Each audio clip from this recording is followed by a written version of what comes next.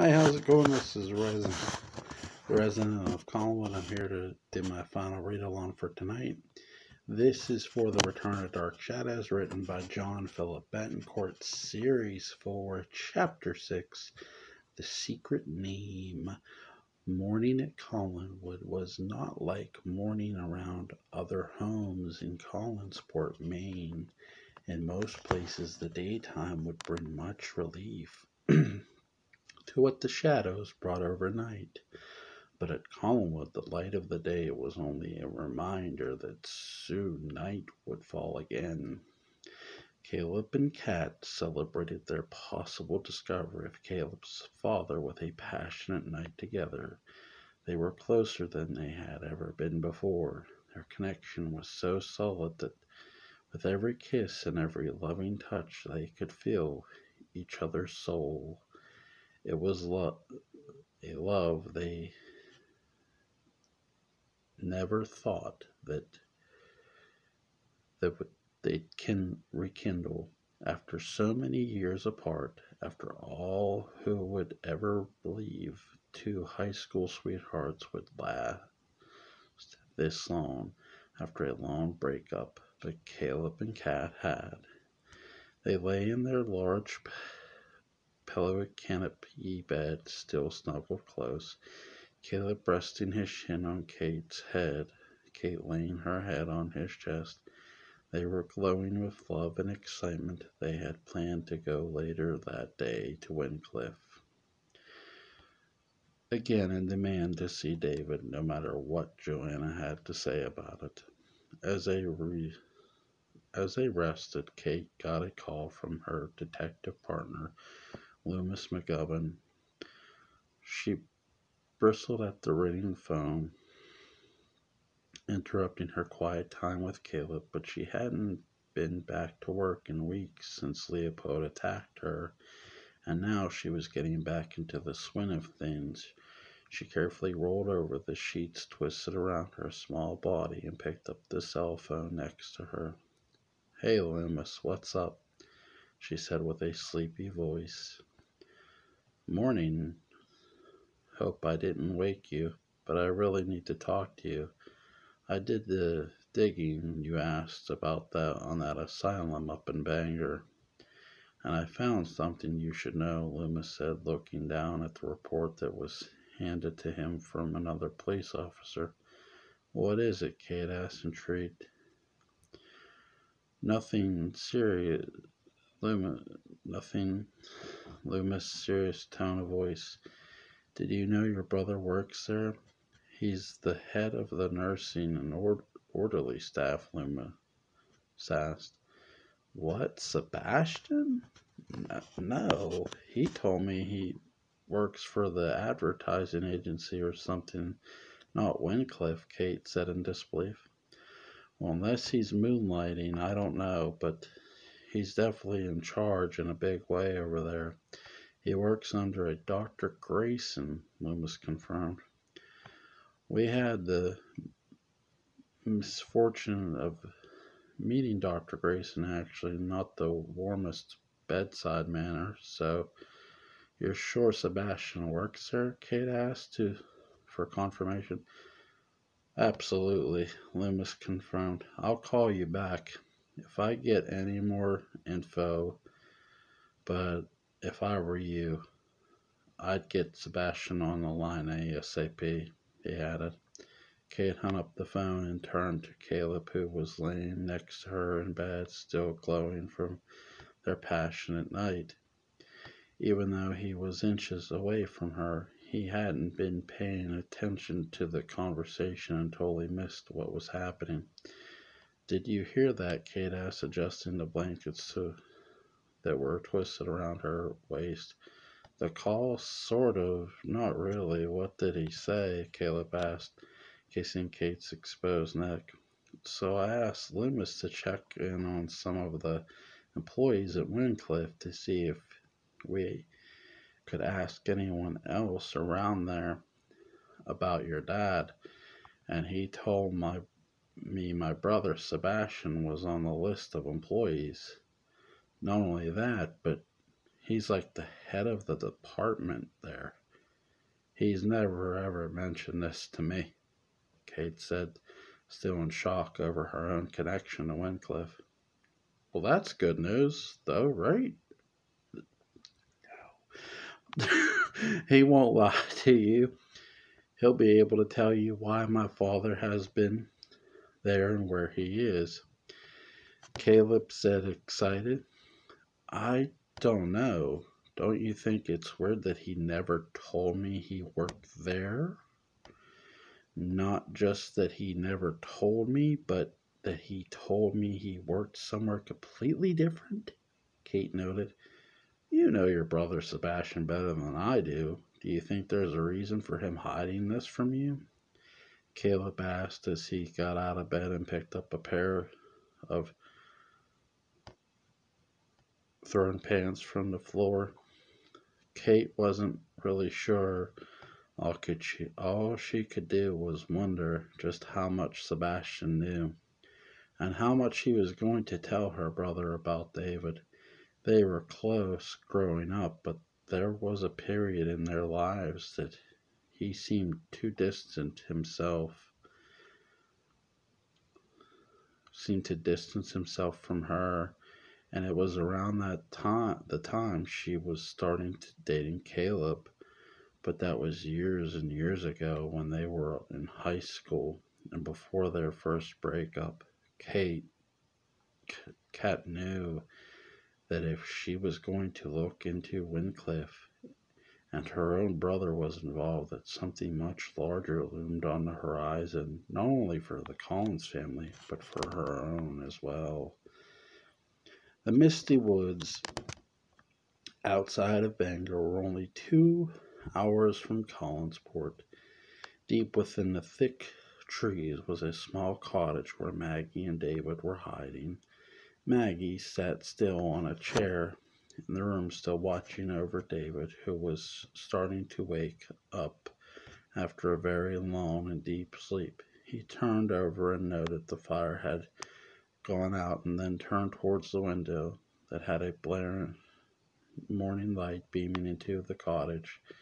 David squinted his eyes and stared at a silhouette of a woman who was sitting in a chair just above him. He jumped up, forgetting Maggie was with him, instantly taking in a deep sigh of relief when he realized it wasn't Joanna.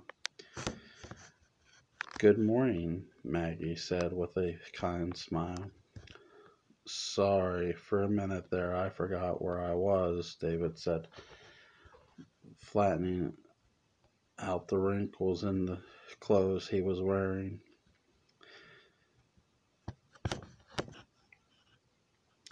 It's okay. I know the feeling. Sometimes you can't figure out what's what and where's where. I have a lot of history with that sort of thing. It happens to the best of us, she said with a small grin, handing him some fruit. Where'd you get this? David asked as he bit into a fat, juicy apple. Just outside. There's some nice apple trees just over the fence. You'll need your strength to get to Collinwood. I'm sure the hospital has already alerted your family about you. They'll probably be expecting you very soon, Maggie said as she watched him eat. You're coming with me, aren't you? David asked. David, listen, my time at Collinwood and in Collinsport is long gone. I'm just here to make sure you get back to the place you're meant to be. I'll find my own way. Don't worry, Maggie said, standing up and giving David a hug. David felt sad that she wouldn't come along with him.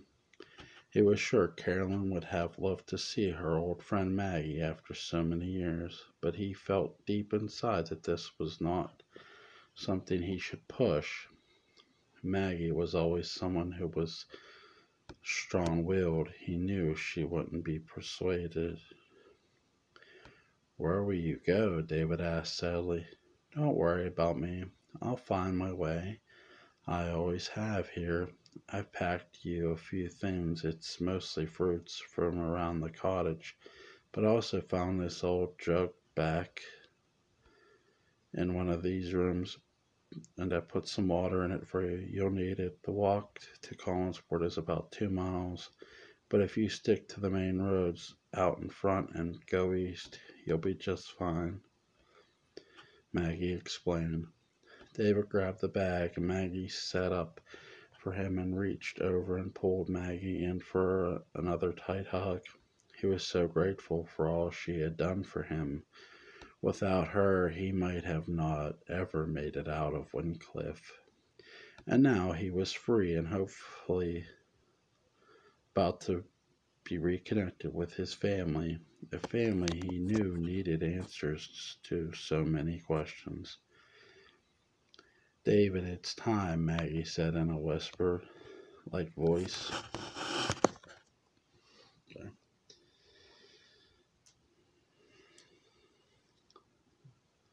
"It's time you return home." David and Maggie looked at each other one last time, while Maggie waved goodbye at the door of the cottage, and he set off back to Collinwood. As soon as David disappeared into the distance, Maggie grabbed whatever she could and left the cottage herself. Her own journey was not over. She would return to a place where she felt most safe from all the darkness of her past, all the terrors of the nightmares, safe from Barnabas and his cold, twisted sense of love and infatuation he had for her. She hoped that her meeting with him in the cemetery resonated with him, and that he took her advice to end his own life by stepping into the daylight and releasing the curse from Collinwood and the entire Collins family.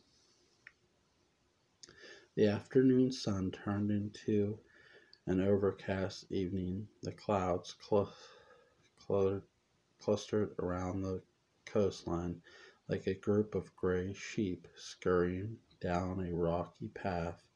Claudia, too scared to the home of an old friend, a Chinese mystic named Li Wixie, whom she often came to for potions and powerful elixirs when she had her powers. Now she needed something potent enough that would make sure Alexander was no longer a threat to her relationship with Christopher. Claudia carefully opened the door to the Wixie shop. The bell on the knob dinged a tiny alarm to let him know he had a guest. The shop was adorned with thousands of green plants hanging from the ceiling and growing all around. Plants Wixie used in his potions, plants that were so powerful they could slow the breathing of a man so much he could look dead. It was true, Wixie's knowledge was oftentimes used to bewitch and betray, and that's why Claudia knew he could help her. "Is that really you?" Wixie asked. She carefully peeked through strands of beads that covered the doorway into a private room in his shop. "Hello, old friend," Claudia said as she carefully cupped the petals of the water lily growing wildly in the shop. "After all these years, I did not believe I would ever see you again, yet here you are, and you look so different. What is different about you?" "As I look at you, I cannot see that special glow of yours, the glow of your mother." "What has happened?" the mystic said as he slowly pulled back several strands of beads and walked through. Wixie was a small man in stature, but he had thick hands and legs, a strong face with deep dark eyes. He was bald and always wore what seemed like the same tan clothes and a small bowler cap on his head. His mustache was often trimmed and close to his porcelain perfect skin. You're right. That glow is long gone. I had to give up my powers, which has cost me so much, more than I ever imagined it would, Claudia confessed. One never gives up their powers. It is also power that is in the eye of the beholder, not just the beauty, of which you still have both, Wixie said with a twinkle in his eye. Claudia looked over at Wixie's shoulder through the beaded doorway and saw that he was working on something in his private room, a room that he only allowed someone into if he truly trusted them. I need your help. This time it's very serious, Claudia said, releasing him from a hug. What is it? Wixie asked, seeing the deep concern in Claudia's face. Now that I've been rendered powerless, I have come under an attack of sorts. I have nothing to combat this, but with your help I may be able to. Is there anything you can give me that I can use against this new enemy? Claudia asked, referencing Alexander as her new enemy. It is not good to have enemies, my friend. Dealing with them could be costly, he said, leaning down and pruning one of the plants. I'll do anything. I'll give anything. Whatever you need. You know that I will repay. I always have, Claudia assured. But you are powerless now. How can you repay me with your powers? You once did so much, and now there seems to be no currency. The mystic made note of. If you have something that can work for me, Claudia asked before being interrupted. There is always something that can work. What I need to know is, how would I be compensated? What do you want? Wixie thought for a second as he watered plants and meandered around the shop, then looked over at Claudia. The bee buzzes around flowers all spring long, but does not get the pollen unless the flower is bloomed and ready. Once the flower is ready to give its pollen, that is when the bee can take what he wants. I want assurance that when the time comes for me to ask for this payment, you will not close off, he said, still pruning the trees around him. Claudia, too, thought for a split second, but knew she had no choice. She had to agree to whatever terms Wixie proposed. Fine. When time comes, I will, Claudia agreed, knowing that she had just struck a deal with one of the most powerful mystic men in all the world, a man whose natural and home elixirs could kill and bring back to life. Her heart was beating fast. Her mind raced. All she wanted was to be happy, and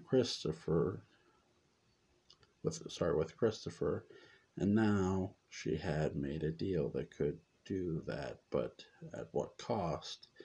She wouldn't know until Wixie came for his payment. Come sit. Have tea with me, Wixie said, pulling Claudia's arm into another room where had already set up table for two people to share evening tea with. Claudia removed her coat and sat down in the dark room that had a dimmed light. Smoke from Wixie's pipe billowed and swirled around the room, causing a thick fog to hover over their heads as Wixie poured the tea into the two tiny blue and white cups. He carefully pulled over leaves and dropped them into each glass, and forced Claudia's hands to grab the warm glass on both sides.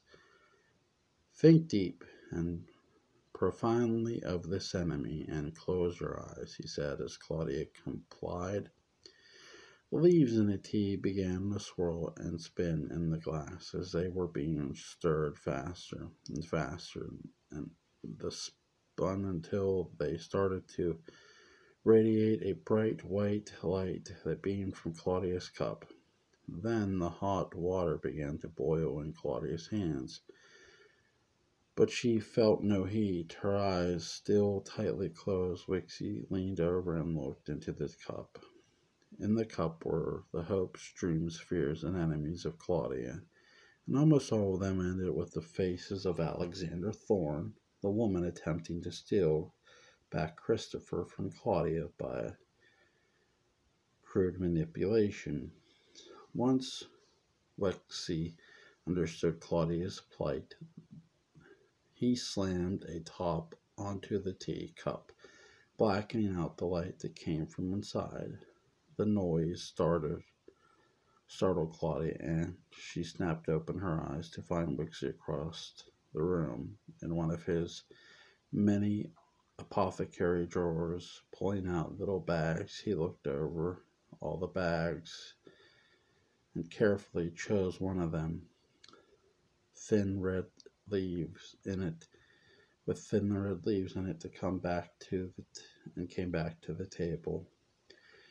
"This is what you will need," he said, handing Claudia the bag of thin red leaves.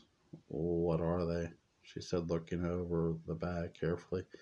"Leaves are from the withering tree of southern China, a tree that creates beauty within to create beauty, strong fruit.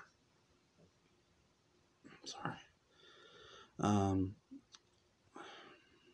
That nourishes the people who live in those lands. The exterior of these trees are bleak and gray, thin and frail. These leaves, given to the person you wish, will wither them into an age beyond their years. To the world they will look frail and old, gaunt and sickly. Inside they will be the same, but outside never again." The mystic said. "How long does it last?" Clay asked. "The spell can be broken if the one she loves touches her bare skin. An exposed skin can reverse with the withering and aging. It is meant to teach those of vanity that only the inside matters," Rexy said, grazing Claudia's hand with the fingertips. "Thank you," Claudia said as she placed the small bag of leaves into her pocket. "Claudia, remember, they must never touch again. If they do, everything will return to normal, and you may lose what you have now," Wixie warned. Claudia understood and had no intention of Alexander or Christopher ever touching or seeing each other ever again. Once she drank the tea with the mystic red leaves, Claudia gathered her things and quickly left the Wixie shop to find Alexandra and hopefully share a cup of tea with her. A cup of tea Alexandra would never forget. As dusk turned into night, Maggie Evans stepped her way into Wincliffe Sanitarium and opened the door. She walked herself to the nurse's station and shocked the three overweight nurses with her return to Maggie. This wasn't a surrender. Wincliffe was the only place she felt safe. So much torment in her life from her past. Maggie didn't hear any sound. She stood there, strong and silent, and allowed the moments of the world to spin around her. Two of the nurses came up to her and checked her over for possible injuries. The other frantically called Dr. Grayson, who was in her office. Joanna quickly came out to see if it was true. To her delight, it was. "Welcome back, Rose. We're so glad you're back," Joanna said, calling Maggie by the name Rose. "We were so worried about you," she added with a famous sigh. "Now, Mrs. Glassberg, why don't you sit down? here in this wheelchair and let Sebastian take you back into your room," one of the nurses with a Boston accent said as Maggie sat down. "I thought she was a goner," another nurse said it in a lower voice so Maggie wouldn't hear. "Tell me about it. That Collins is a wicked crazy. I thought we'd get her back in a body bag before this," another not so subtle nurse said in another not so lower tone of voice. A third nurse replaced Maggie's hospital ID wristband with the name Rose Glassberg in thick black print, leaving Sebastian to wheel Maggie and her secret identity quietly from the hall back to her room. Maggie never once said a word. "Mrs. Glassberg, we are so glad you're back. We were worried David Collins had hurt you. You know, he's very dangerous. That's why he was kept in that room all these years. You remember that outburst when David tried to escape the first time, right?" "Of course you do. Poor Maggie Evans died that night. What a horrible night that was." "Indeed, it was a horrible night. The night when Maggie Evans died, except it wasn't Maggie Evans. The truth was, the very first time David tried to escape Cliff was in the first few years he was there. That night was stormy, and the rain pounded up on the windows like first attempting to thrust their way through glass doors. Maggie remembered it well, and her mind went straight there when Sebastian reminded her. Cliff Sanitarium, November 1986. The noise of the storm was so loud in the hospital rec room. It was making the patients rowdy and anxious. Maggie had already been in the hospital for several years, working on her mental health due to the trauma she had faced at Barnabas's hands. She had never noticed David until that night. That night in the rec room during the storm, the thunder clapped loud, and a bright light lit the room, and several quick bright flashes, awakening David from a strange medical-induced numbness. His eyes and mind suddenly became clear, and he knew where he was. A hospital against his will. From the corner, Maggie Evans saw him stand up, and she instantly recognized him, but in a terrified confusion, thought that he had come to take her back to Collinwood instead of running to him. She cowered in the corner and watched him fight with several of the orderlies, each of them attempting to prick him with needles filled with more sedative, but failing. Eventually, David broke free from the several orderlies and ran down the hall, bursting through a metal door where a mute patient, a woman around Maggie's age, was coming in on the other side. David pushed it open, plowing through like a bull in a china shop. The woman, frail and weak from her own years of torment at Wincliffe, immediately fell backwards a few steps and tumbled into a large window that looked out into a steep garden area. The glass shattered. The patients screamed and covered their ears. The thunder and broken glass piercing its way into the rec room like a jumbo jet, tearing through the building. Maggie watched the woman fall back and out of the window, hitting her head on the hard ground, breaking her ribs and snapping her neck. The woman died instantly, but with that tragedy came an identity that Maggie knew would work due to the lackluster care that they all received at the hospital. Maggie's ultimate escape plan. Maggie sneaked through the chaotic rec room and saw that all the on-duty orderlies were preoccupied and fighting with David, to notice her at the end of the hall. This negligence left her an open moment for Maggie to quickly make her getaway. Maggie carefully stepped out of the broken window and slowly got herself back self down to the small garden embankment where the woman's body lay broken and contorted in a swift, quick motion, as if she had been planning it for months. Maggie reached down and grabbed the woman's hand and switched ID bracelets with her, glancing one more time at the woman who now was Maggie Evans, dead and alone. Almost like a cat sprinting to a higher place, Maggie dashed back into the hospital before even being detected. The hospital's care and interest in Maggie, or Rose Glassberg, was minuscule at best. No one ever noticed. Dr. Grayson had always been much more interested in the events that David Collins brought to her life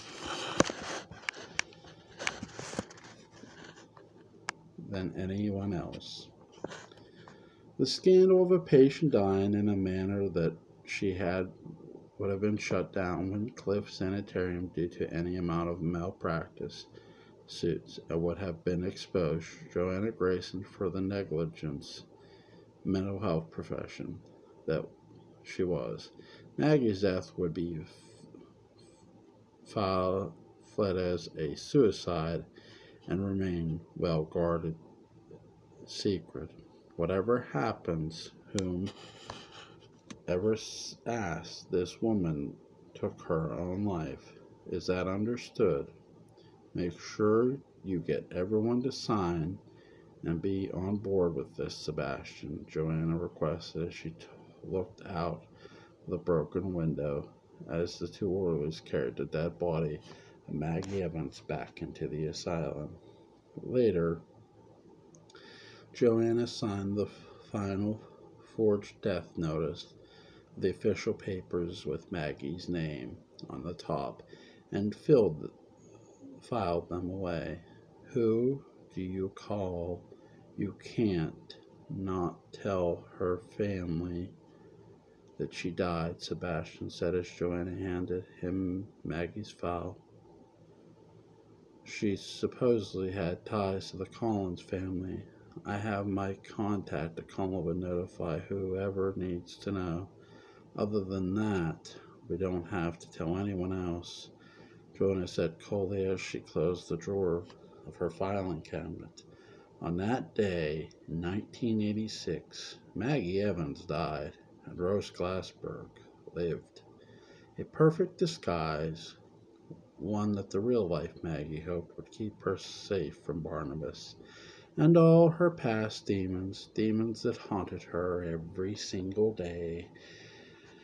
Alright guys, that's the read-along for Series 4, Chapter 6. I love the characters, just really well written. John's new story, Savannah, dropped yesterday, I believe, and the Chapter 1 of it, and Chapter 2 drops Monday, I believe. So, but this is for the Return of Dark Shadows. This is his other story that I'm still revisiting. Series 4, Chapter 6, The Secret Name. I love this scene setting. Very, very, very awesome. So, link's going to be in the description box for this, and I'll see you guys later.